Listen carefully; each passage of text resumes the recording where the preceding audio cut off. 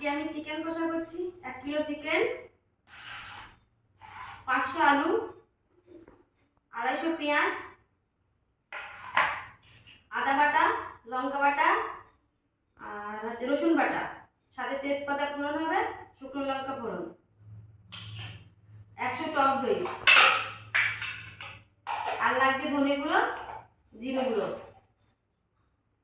কড়াতে সর্ষের তেল দিয়ে দিলাম পরিমাণ মতন।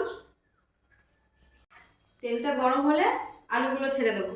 তেল গরম হয়ে গেছে, এবার আলুগুলো ছাড়লাম। আলুগুলো লাল লাল করে ভেজে নেব।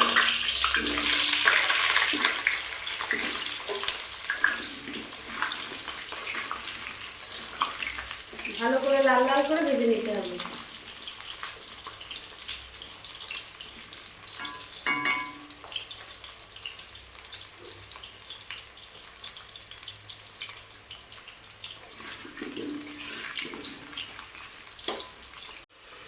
এখন এবার আরেকবার নেড়ে দিলাম। হালকা হালকা ভাজা হয়েছে, আর একটু লাল হবে। আর 2 থেকে 3 মিনিট রাখবো। আর কিছুক্ষণ রাখার পরে লাল লাল ছোপ এসেছে, তুলে নেবো আলুগুলোকে।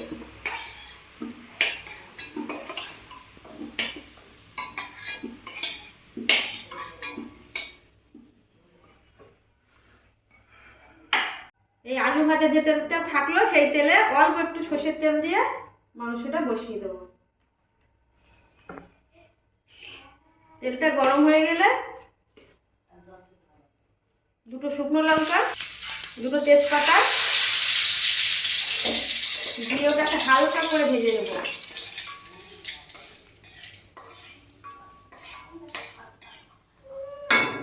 ভেজে নিয়ে যে পেঁয়াজটা কাটা ছিল পেঁয়াজটা দিয়ে দিলাম।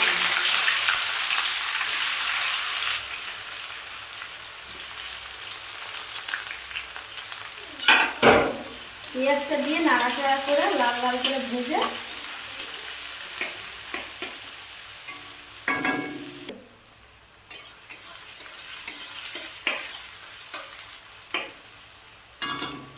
পেঁয়াজটা দেওয়ার পরে কিছুক্ষণ পর পর নাড়তে হবে।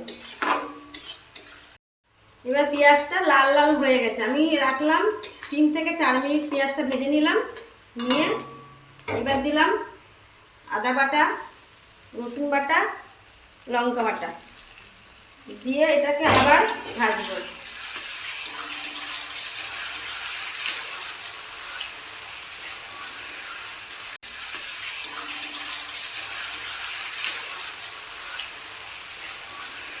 আদা রসুন দেওয়ার পরে এটাকে বারবার নাড়তে হবে, এতে তলা লেগে যাবে। হালকা নাড়ার পরে মাংসগুলোকে দিয়ে দেবো, দিয়ে আবার কষতে থাকবো।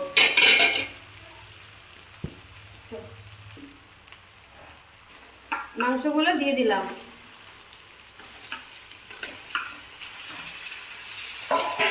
দিয়ে এটাকে আমি কষবো।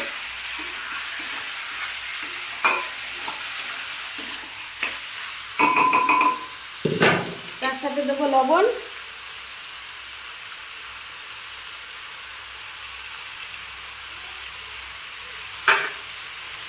হলুদ, সব পরিমাণ মতন।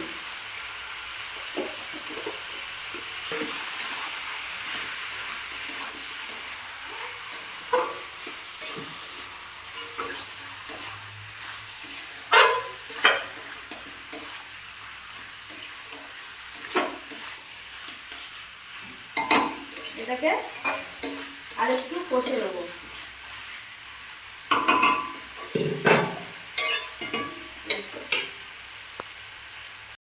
মাংস ধোয়ার পরে এটাকে বারবার নাড়তে হবে যাতে তলায় না লেগে যায়।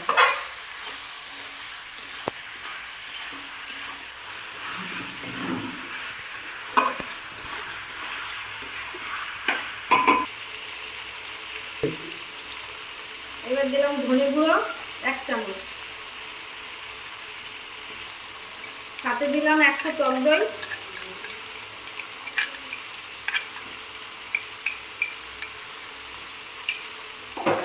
দিয়ে ওটাকে আবার মশলা। এবার দেবো কাশ্মীরি লঙ্কা গুঁড়ো।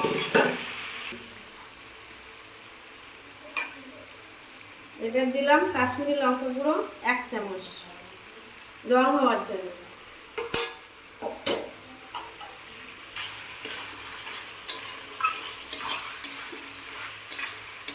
দিয়ে আবার এটাকে আমি কষলাম, কষে দিলাম আলু ঢেলে, ভাজা আলুগুলোকে ঢেলে দিলাম, দিয়ে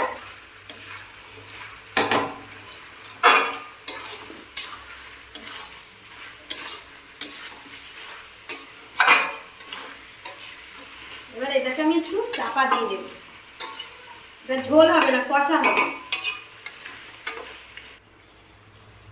চিকেনটাকে নেড়ে নিলাম আর একবার, নিয়ে এবার এটা তো চিকেন কষা হবে, ঝোল হবে না, তার জন্যে এটা আমি নরম হওয়ার জন্যে চাপা দিয়ে দিলাম। থাকবে 3 থেকে 4 মিনিট। এবার আমি ঢাকাটাকে খুলে দিলাম, দিয়ে এটাকে আবার নাড়ছে। দেখছেন আপনারা, চিকেনটা আলুটা দুটোই নরম হয়ে যাবে। হ্যাঁ, হয়ে গেছে, আর একটু সময় লাগবে। এবার আমি একটু দেব মশলা বাটা জল। চিকেনটা একটু নরম হওয়ার জন্য দিলাম মশলা বাটা জল। গ্যাসটা বাড়িয়ে দিলাম।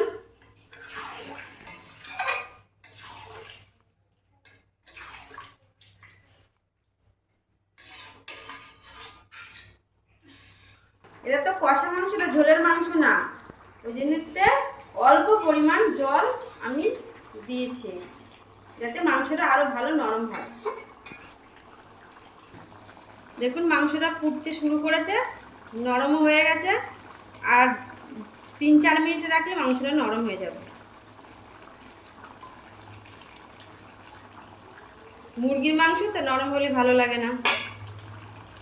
এবার এটা আমি চাপা দিয়ে গরম মশলা বেটে নেবো। আর এই কিন্তু সমস্ত মশলা আমার হাতে বাটা, একটাও গুঁড়ো মশলা না। গরম মশলা নিয়েছি 3 কোয়া এলাচ, 2টো দারচিনি, 2টো লবঙ্গ।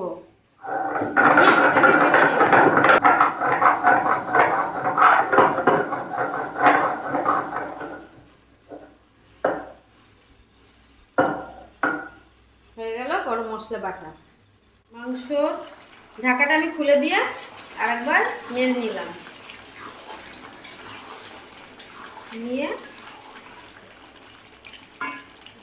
গুঁড়ো বাটা দিলাম, ভাজা গোলমরিচ গুঁড়ো বাটা। গন্ধটাও ভালো হবে, স্বাদটাও ভালো হবে। এবার দিয়ে দিলাম হাতে বাটা গরম মশলা। সব কিছু আমার হাতেই বাটা, হাতে বাটা মশলা তরকারি টেস্ট হয়।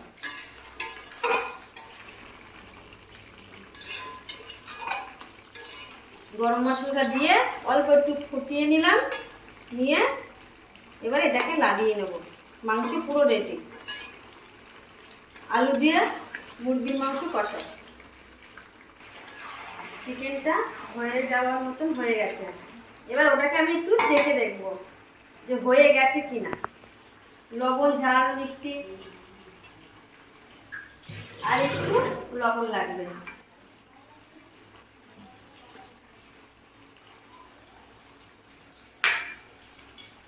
দিয়ে